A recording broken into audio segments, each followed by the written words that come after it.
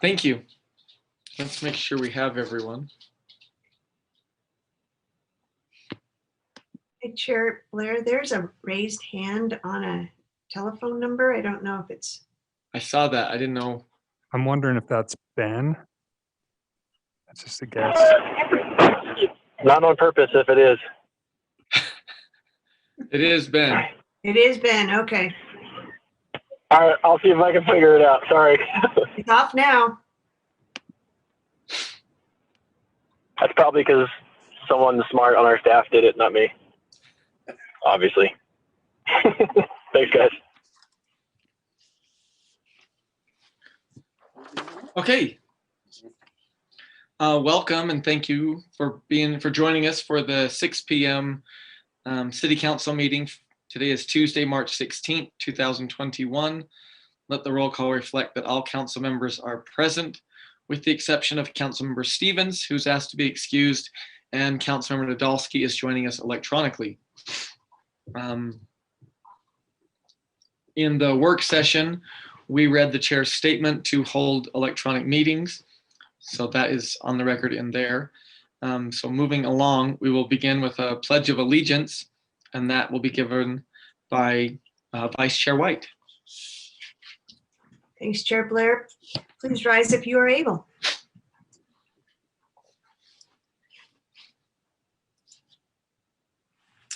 And repeat after me. I pledge allegiance to the flag of the United States of America and to the republic for which it stands, one nation, under God, indivisible, with liberty and justice for all. Thank you.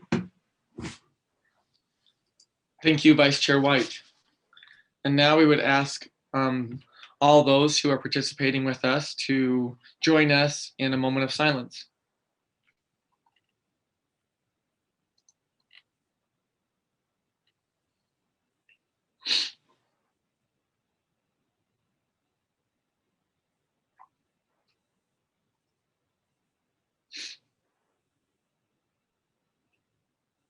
Thank you. First up, we have a recognition recognizing the late John Prescott, board member of Roads to Independence, for providing invaluable contributions to our community. And we have asked Councilmember Heyer to read this for us. Yes, thanks, Chair Blair. I think we have a few Prescott family members. I think we have Doris, Annette. I don't know if I don't see.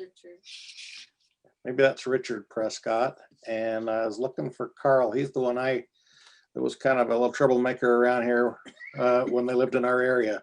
So anyway, it's my pleasure to read this recognition. And that is: the Ogden City Council and Mayor proudly recognize John Prescott for providing invaluable contributions to the Ogden community.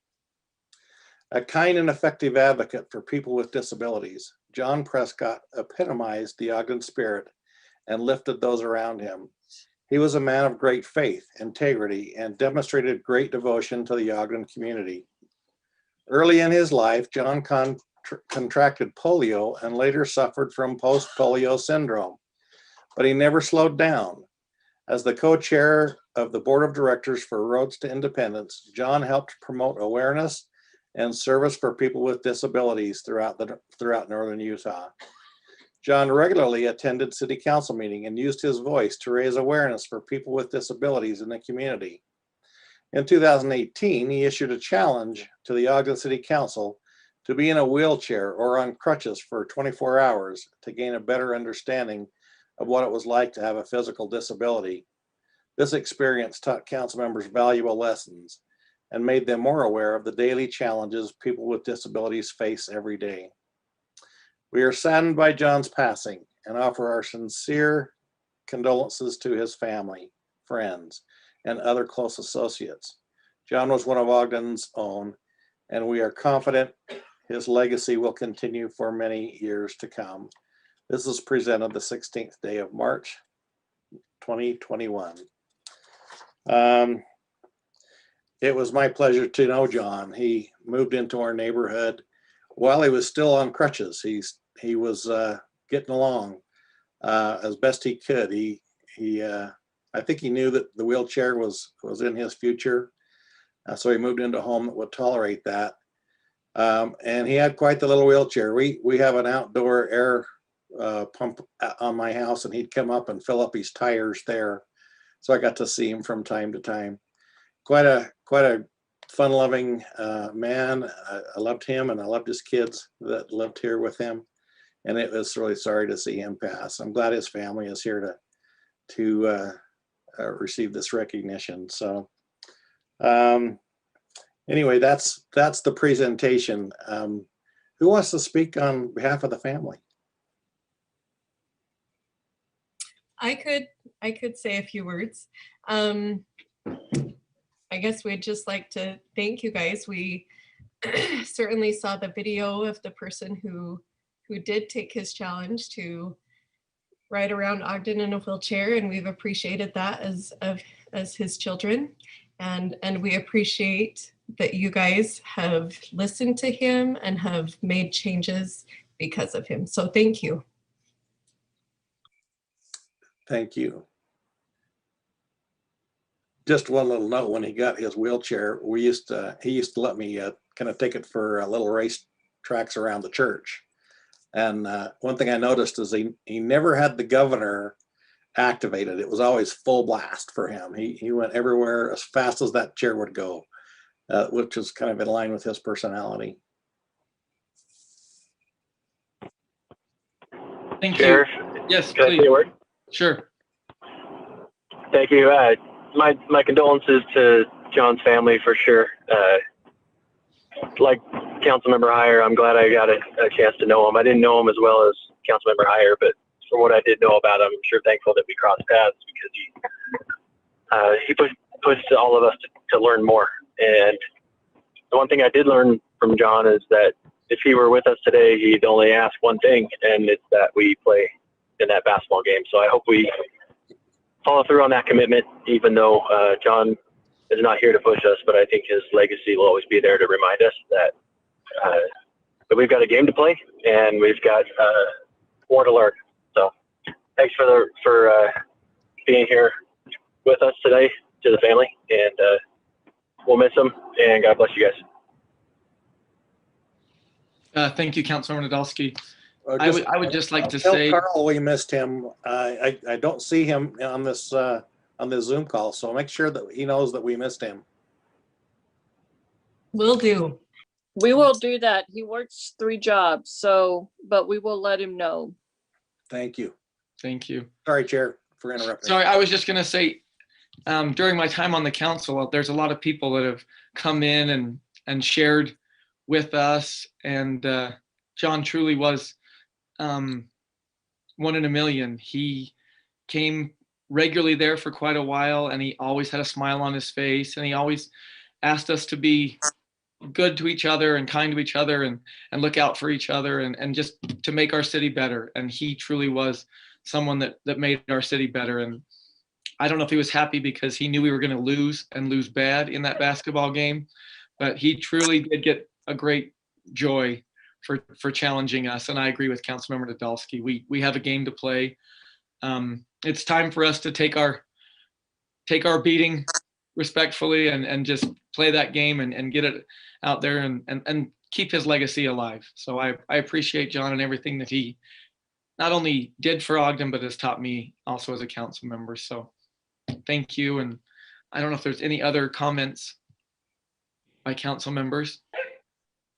I just want to give a shout out to Councilmember Nadolski because he was the one that actually took that challenge of being on that chair, and I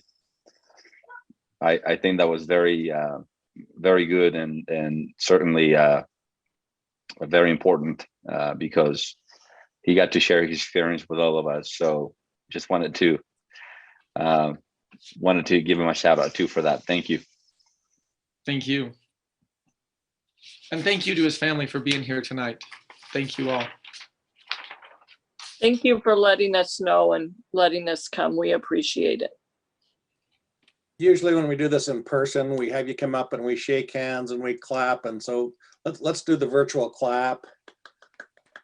There we go. Thank you again. Thank you so much. Okay. In moving along, next up is the approval of minutes. First up is the work session of December 15th, 2020. Vice Chair White. Yes, Chair Blair, I have reviewed those and they seem to be accurate to my recollection. Thank you. Yes. And the regular meeting of December 15th, 2020. Councilmember Lopez. Yes, Chair, I reviewed the minutes. They seem accurate to the best of my recollection, and I move that we approve the minutes. I'll second. Thank you. We have a motion to approve the minutes listed by Councilmember Lopez and a second by Councilmember Heyer. This is a voice vote. All in favor? Aye. Aye. Aye. Any opposed? That passes. Next up is the one item listed under common consent, and it's proposed ordinance 2021-10, amending the Ogden Municipal Code to address changes to the utility fees and to revise water utility rate and fee provisions, setting the public hearing for April 6, 2021. Chair, I'd make a motion that we adopt the common consent agenda. I second. Okay, we have a motion by Councilmember Heyer and a second by Councilmember Lopez to approve the item listed under common consent and set the public hearing for April 6, 2021. This is a voice vote. All in favor? Aye.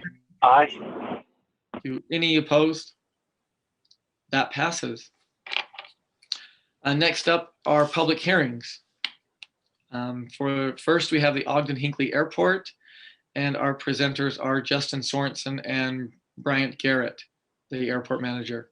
So I'm not sure who's going to go first. I can go first, Chair. Thank you. Thank you, Chair and council members, for the opportunity to present to you tonight on these two items listed under common consent. What we thought would be easiest is to present the information on both of them at the same time, as they both go together. And then if you have any questions following a couple slides that I have, Bryant is here with us and he can answer any of those in regards to the projects going on out of the airport. So let me share my screen with you.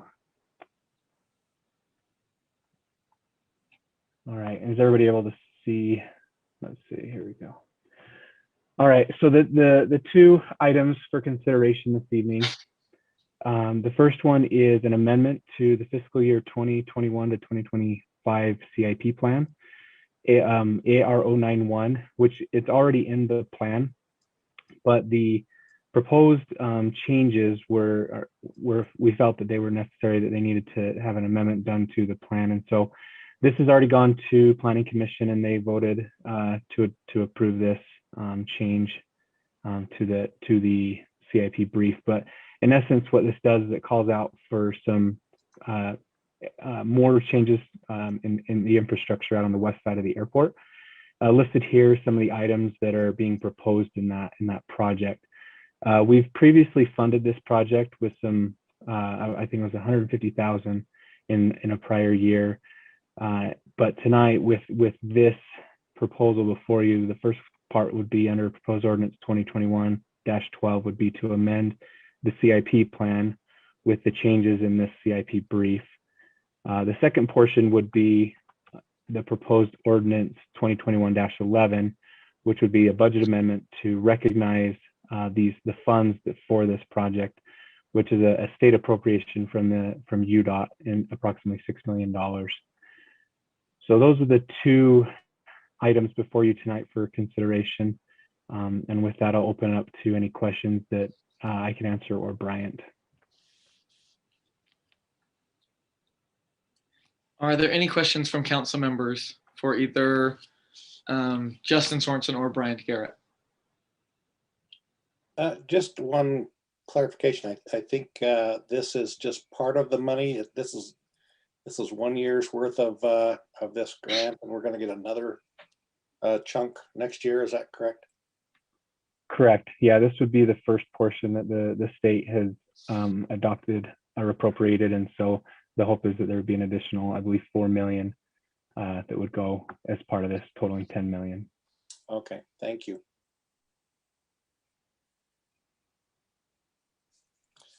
I was just gonna make a little commentary. I went to the airport, spent a few hours with Bryant, and we drove around to the west side over there, and it does need a little work over there. So it's good that we can have this money to help develop out there, because that's good space, but it needs a lot of help.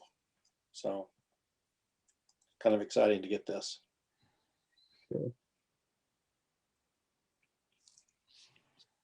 And thanks, Brant, for taking that time with me. Appreciate that. My pleasure.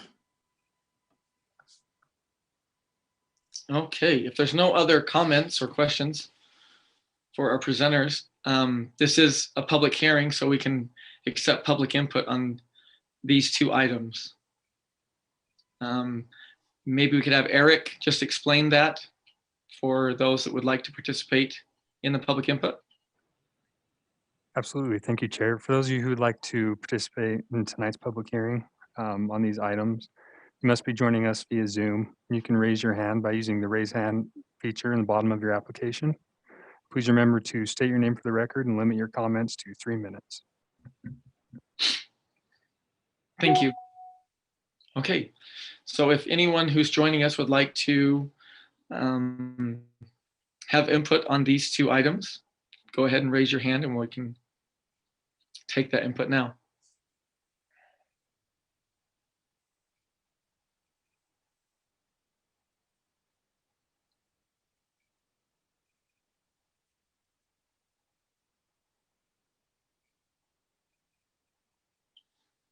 Chair, I'm seeing familiar names, but no hands going up.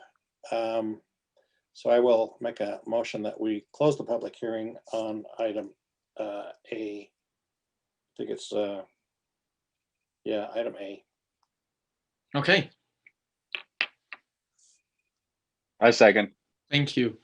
We have a motion by Councilmember Heyer to close the public hearing on these two items and a second by Councilmember Lopez. This is a voice vote. All in favor? Aye. Aye. Aye. And any opposed? Okay, that passes, and I would now look for a motion. Chair, I would make a motion that we adopt proposed ordinance 2021-12. Second. Thank you. We have a motion to adopt proposed ordinance 2021-12 by Councilmember Heyer and a second by Vice Chair White. This is a roll call vote. Councilmember Chaburka, Aye. Councilmember Heyer, Aye. Councilmember Lopez, Aye. Councilmember Nadolski, Aye. Vice Chair White, Aye. Chair Blair, Aye, that passes. Thank you. Chair, I'll also make a motion that we adopt proposed ordinance 2021-11. Second. Thank you. We have a motion by Councilmember Heyer to adopt proposed ordinance 2021-11 and a second by Vice Chair White. This too is a roll call vote. Councilmember Heyer, Aye. Councilmember Lopez, Aye. Councilmember Nadolski, Aye. Councilmember Chaburka, Aye. Vice Chair White, Aye. Chair Blair, Aye, that passes. Thank you. Chair, can I just make a really quick comment? And Sure. I just want to, so we have been working with administration and our finance team to really work on the CIP. And I think this is another one of those where when they bring things to us consistently and early, it's easier for us to just understand them and move forward. And so I, again, applaud our financial team of what they were doing or what they've been doing and want that to continue. So thank you for that. Thank you. Okay, Next up is the fiscal year 2021 budget and salary schedule amendment for building services. And we have quite a few here to present for us. We have Mara Brown, Justin Sorensen, Leslie Judkins, and Jared Johnson. So I will turn it over to you all, and you can determine who goes first. Great. Thank you, Chair Blair, members of the council. I will start the presentation, and if there are any questions, we have others available. I'll go ahead and share my screen.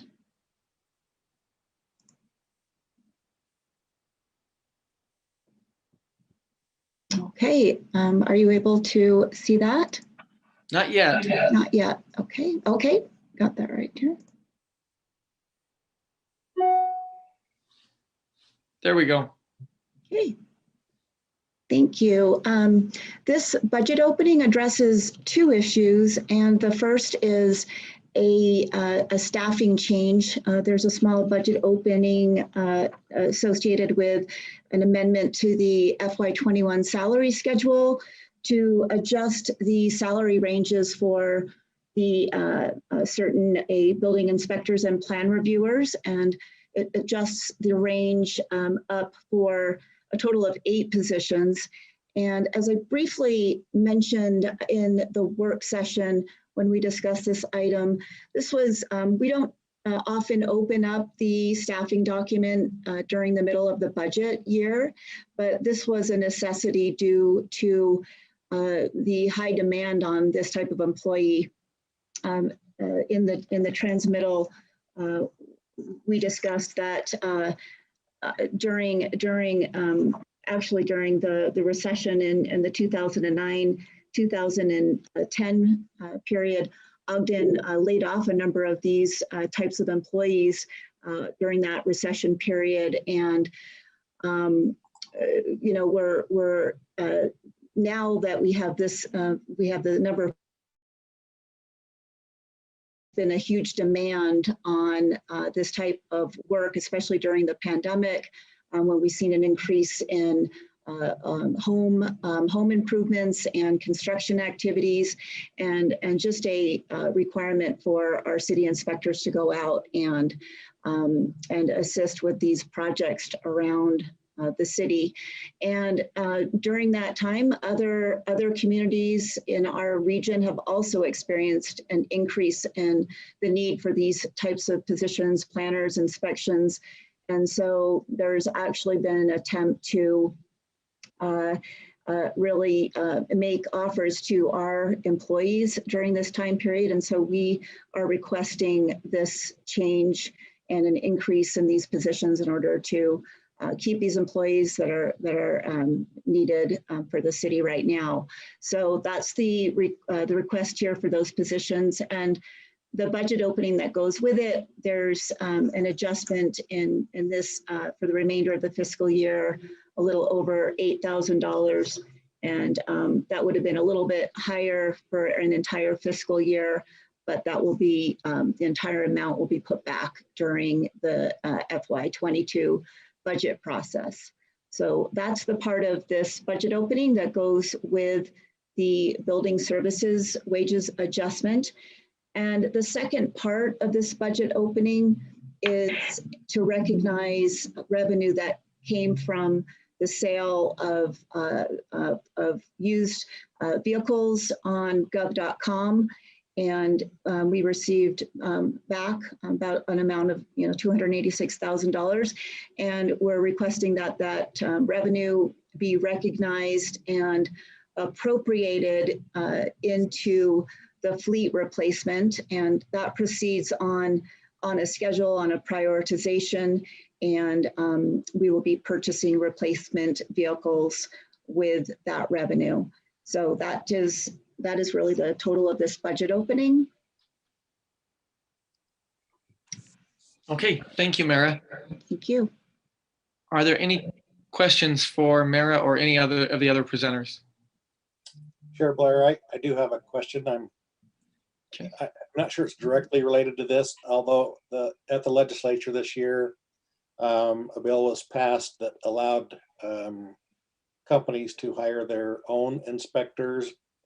Is that figured into this kind of a thing? Is it gonna change our need for that kind of an employee? How's all that gonna, figure into this?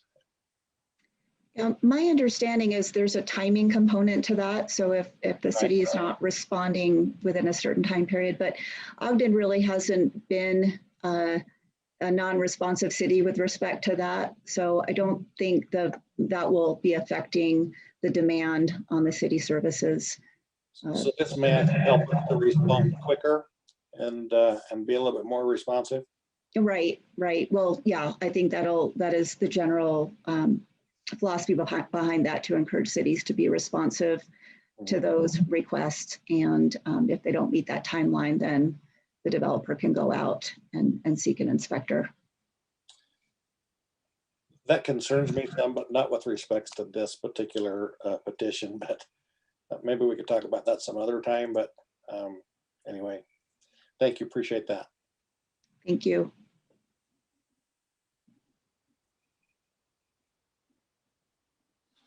Okay, any other questions or comments? If not, we can go ahead and open it up for public input on this item.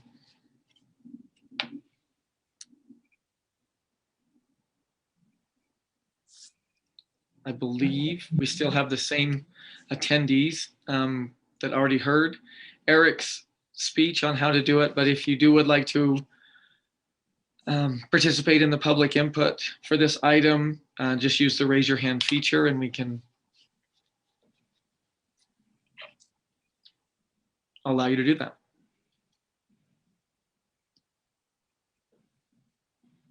Chair Blair, I think there's actually one less in our attendees list now. And I will, seeing no hands being raised, I will make a motion that we close the public hearing. Second. Thank you. We have a motion to close the public hearing by Council Member Heyer and a second by Vice Chair White. This is a voice vote. All in favor? Aye. Aye. Okay. Any opposed? That passes. With that, I would go ahead and entertain a motion on this item. Chair, I'll make that motion then that we adopt ordinance 2021-13. I second. Thank you. We have a motion to adopt proposed ordinance 2021-13 by Councilmember Heyer and a second by Councilmember Lopez. This is a roll call vote. Councilmember Lopez, Aye. Councilmember Nadolski, Aye. Councilmember Chaburka, Aye. Councilmember Heyer, Aye. Vice Chair White, Aye. Chair Blair. Aye. That passes. Thank you. Next up is public comments. This is an opportunity to address the council regarding concerns or ideas on any topic. Please state your name and address for the record and limit your comments to 3 minutes.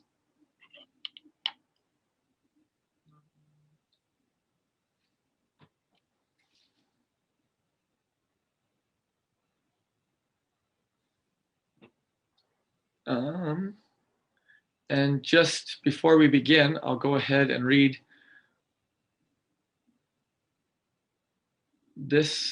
our statement regarding public comments.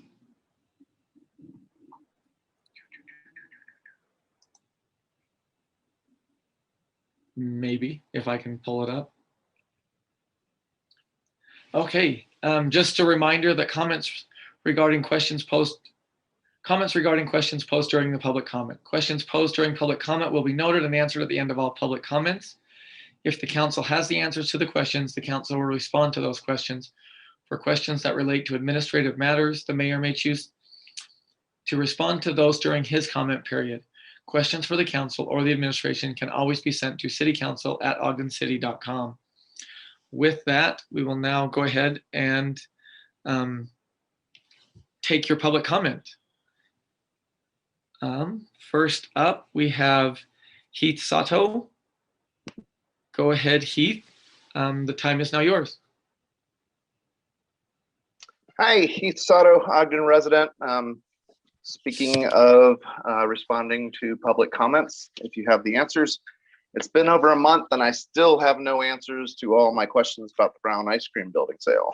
This week, I would like to ask which of you have asked these questions of the administration, and do you have any answers tonight? The only council person to contact me about this had no answers to share with me. I am only asking for accountability here. Honest answers should come quickly. The length of time it is taking to answer these simple questions is only making me more suspicious that something is very wrong here. Why is it taking more than a month to come up with the truth? I'll ask some of these questions for the third or fourth time now. Where are the listings that the broker would have created if he was actually working for the city and not the buyer? Why did Brandon Cooper tell you that the broker was listing this building in all the usual places? Was Mr. Cooper misled, or was Mr. Cooper misleading you? Do any of you truly believe that the broker, whose professional career is evaluating, appraising, buying, and selling property, just botched the size of this building by over 50%? And that Brandon Cooper didn't even notice that the buyer himself honestly had no idea what the real size was of the building he was about to develop? Isn't it Mr. Cooper's job to understand and evaluate commercial property so you don't have to? How did the professional broker and Brandon Cooper get the valuation of this building so wrong? Is there any accountability for this failure? Is there ever any accountability? These questions matter. We're talking about at least hundreds of thousands of our dollars being thrown away here and potentially millions more on other projects with selection processes that are just as opaque. Why is there a competitive bidding process on, say, small art projects in the city, but not a multi-million-dollar development? The system is wide open for corruption as I see it, and I'm not getting any answers that make me feel more comfortable about it. There is one question you should all be able to answer right now. Based on false data, Mr. Cooper gave you a value for that building. I asked you if your decision to sell the building for that valuation was at all influenced by that valuation. Not one of you answered that question. Not one. Are you embarrassed that you were misled? We're left with the appearance that nobody actually cares that they were lied to. And I refuse to believe that is true. I know you are good people, but we need you to have the courage to seek the truth, even if it makes you uncomfortable. Are private and not public purview, but please, you need to acknowledge that you have heard these questions and that you share my concerns. At the very least, tell me you're working on it and what date you'll have an answer for us. You need to demand these answers from the administration before any more movement is made on developing this property. Thank you. Now enjoy all your secret meetings tonight. Thank you, Heath.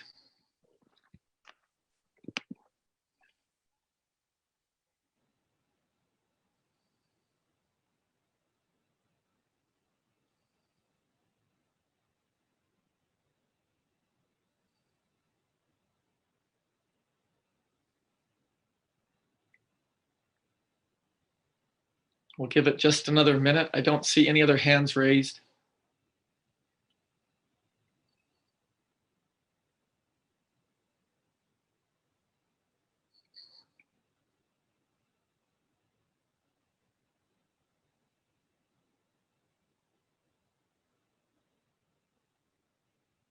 Okay, I don't see any other hands raised.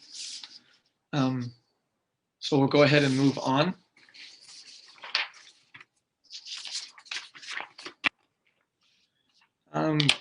Comments from the mayor or administration?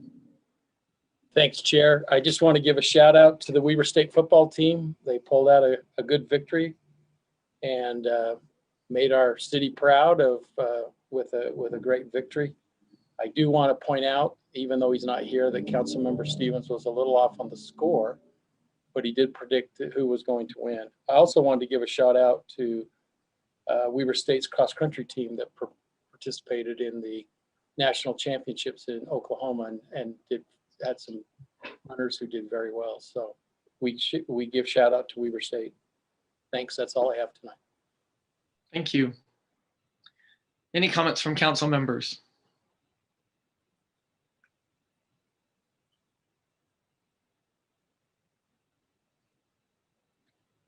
I'd like to make a quick comment if you don't mind, Chair. Yes, please.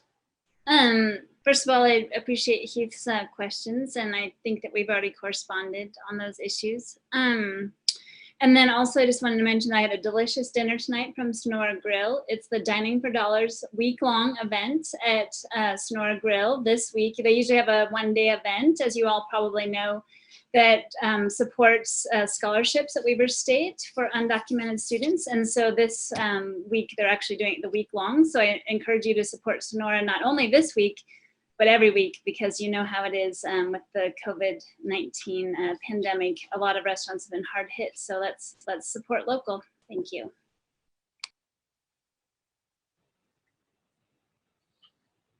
Okay, any other comments from council members? Chair, I'd like to say a couple things if you please. Good. Just want to say that I guess in response to Heath's comments, just wanted him to know that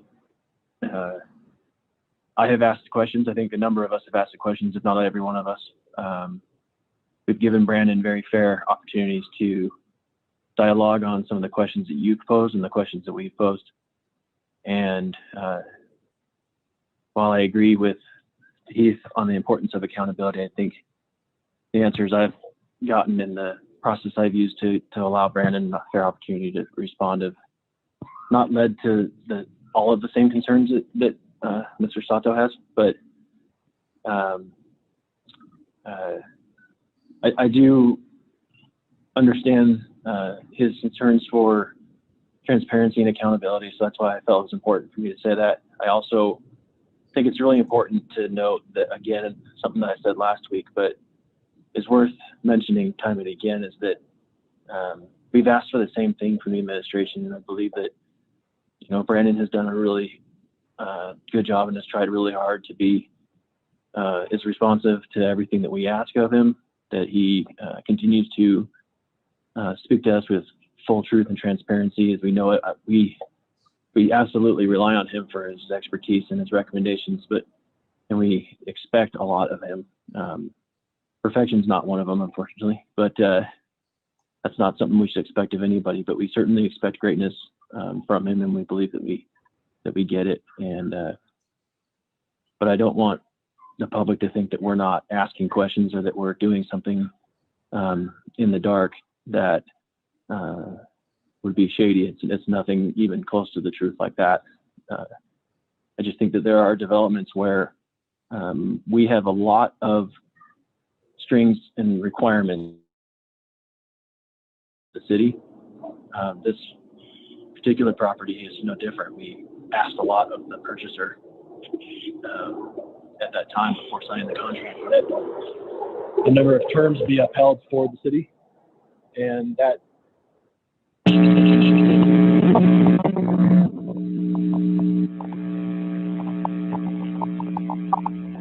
Just so y'all know, the sound of freedom just went on all over us very loudly.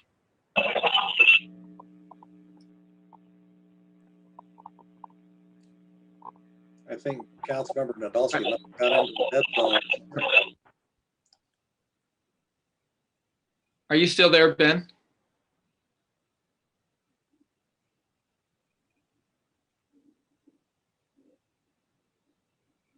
Okay.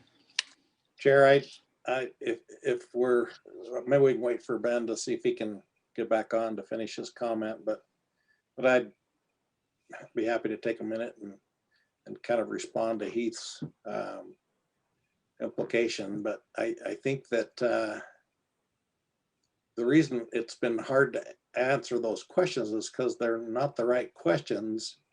They don't fit an RDA development.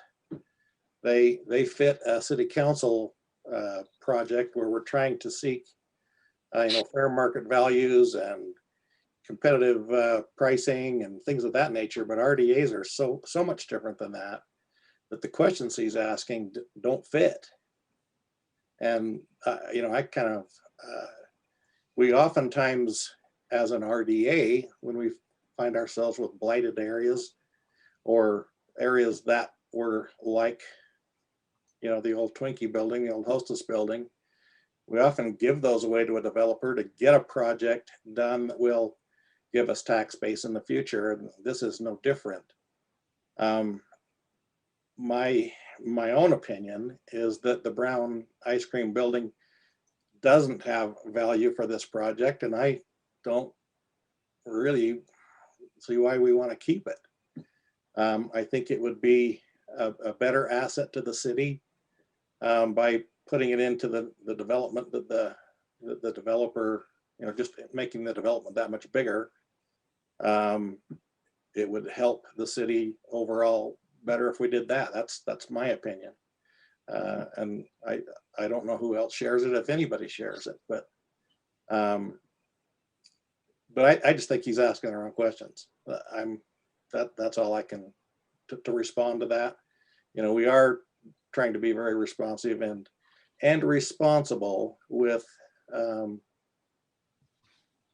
our decisions for the benefit of the city and the taxpayers. And I think all of the council members, I think I can speak for all of you that you have put a lot of mental energy into this and considered his questions to the best fit that we can for this project. The accountability is important. The transparency is important. But RDAs are different than these other things, and they just work differently. So that's maybe my response. Thank you. Yeah, I will go ahead and just make a note that I can't remember with all the Zoom meetings, I can't remember if it was last week or the week before, but Vice Chair White and I sat in a meeting with Mr. Brandon Cooper, and he went through all of these questions. And it was my understanding that he had reached out to Mr. Sato to go over these also. And so I agree with what's been said by their council members. We have taken these comments to heart. We have investigated. We have continued to try to get those answers and move that forward and get that information. And I believe, from what I understand, that Mr. Cooper has offered that information also to Mr. Sato. So I appreciate both sides. I appreciate Mr. Sato bringing that to our attention. And I also appreciate Brandon being willing to make a deeper dive into that and explain that more to us and shed a little bit more light on that to help us understand it even better. So I don't know if Ben is back. Yeah, I'm sorry. Okay. I lost connection. Can you tell me where I was when I lost connection? I thought I was really poetic in my comments, so I'll have to just replicate it. Usually I write down everything you say, but this time I didn't have a pen nearby. I know you were hanging on every word, but yeah. I guess the gist of my comments were that I don't want Mr. Sato or anyone else in the public to think that there's something shady or crooked happening behind the scenes. That's far from the fact. The fact is that Brandon offered any and all information when the proposal, but also he offered all of that same information in response to Mr. Sato's questions. I think every one of us has taken them up on it. And, while we expect greatness from Brandon all the time, we won't expect perfection, but I still believe we did the right thing for the city. And if it wasn't part of my comments that made it on the record, I also want to commend Brandon for his efforts to be transparent and forthright with us. I'd say in the last year, our relationship with Brandon and the council has been as positive as ever because of those efforts. And so he's gone as far as he can and back again to get us the information we need. I think he's made the same offer to Mr. Sato. I hope Mr. Sato takes him up on it in person, not just in an email exchange, because there's a lot of things that can be lost in translation in an email that I think can be resolved through a conversation with one another. Thanks, you guys. Yep, thank you. Are there any other comments from council members? I just have one quick comment. I heard Councilmember Heyer say something about I don't know, I'm going to use my words, not yours, the value of that building. And is there a need to look at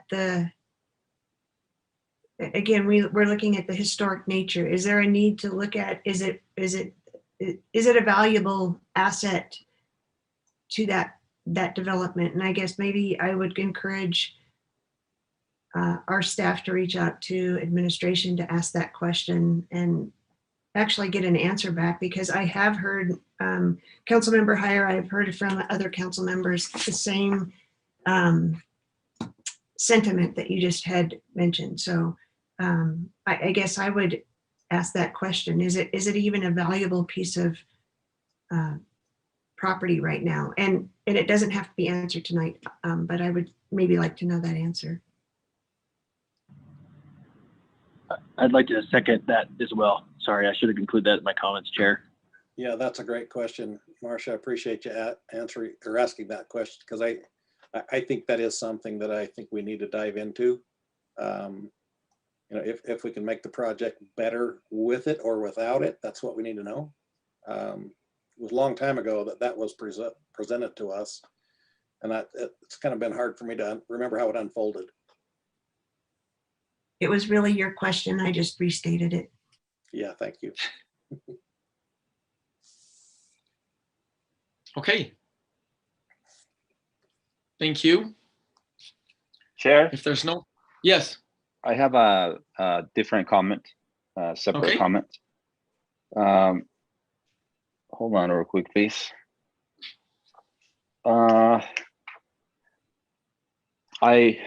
I'm wondering about the ordinance for food trailers. I asked our council staff today, and they indicated that it's been about maybe 2 years since we put a request to planning and the administration to try to find out about revising the ordinance. And I would like to know maybe what's happened.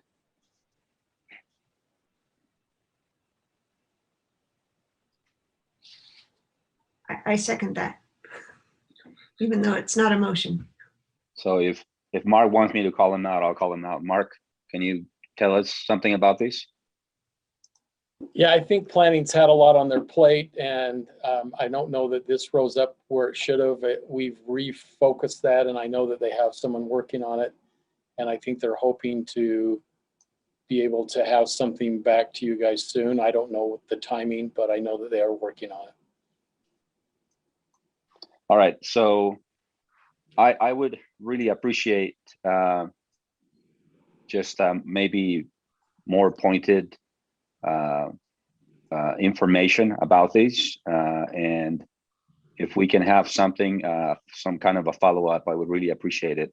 And if we can't, then I'll see what other options we may have, but it would be nice to have some follow-up. Thank you. And also, I mean, we're coming into the spring, and this is the time where food trucks and food trailers want to get out and be out. So, anytime sooner than later.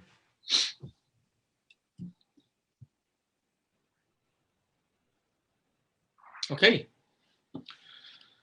Thank you. If there's nothing further, I would go ahead and entertain a motion to move into a closed executive session. Chair, I'd make that motion that we adjourn into a closed executive session for one of the items listed in the agenda. Second. Thank you. We have a motion by Councilmember Heyer to adjourn into a closed executive session, and a second by Councilmember Lopez. This is a roll call vote. Councilmember Nadolski, Aye. Councilmember Chaburka, Aye. Councilmember Heyer, Aye. Councilmember Lopez, Aye. Vice Chair White, Aye. Chair Blair. Aye. Thank you.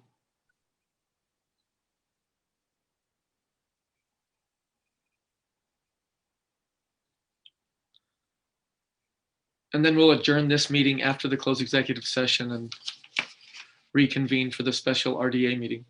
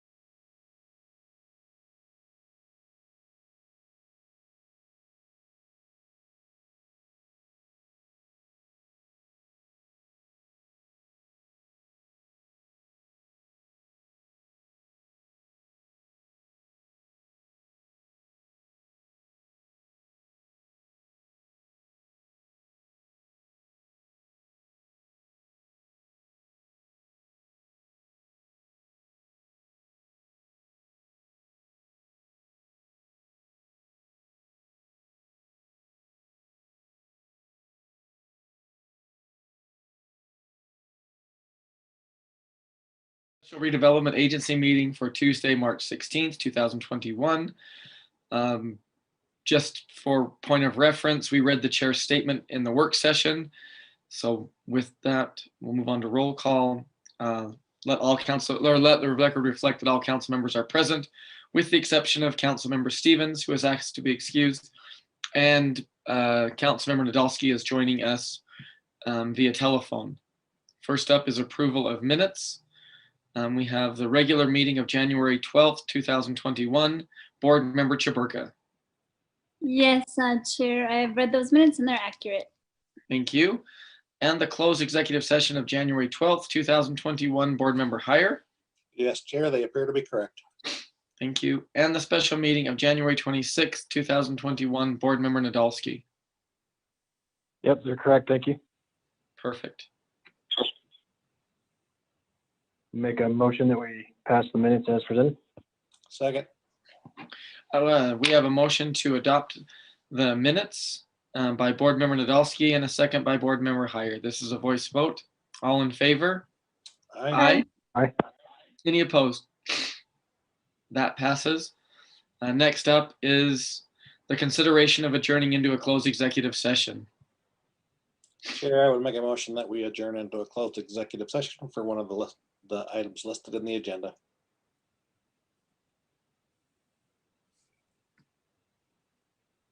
Second. There we go. We have a motion to adjourn into a closed executive session by Board Member Heyer and a second by Vice Chair White. This is a roll call vote. Board Member Chaburka, Aye. Board Member Heyer, Aye. Board Member Lopez, Aye.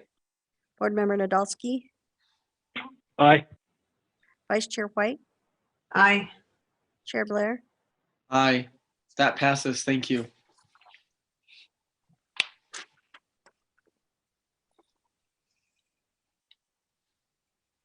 Okay, stop that. Stop that.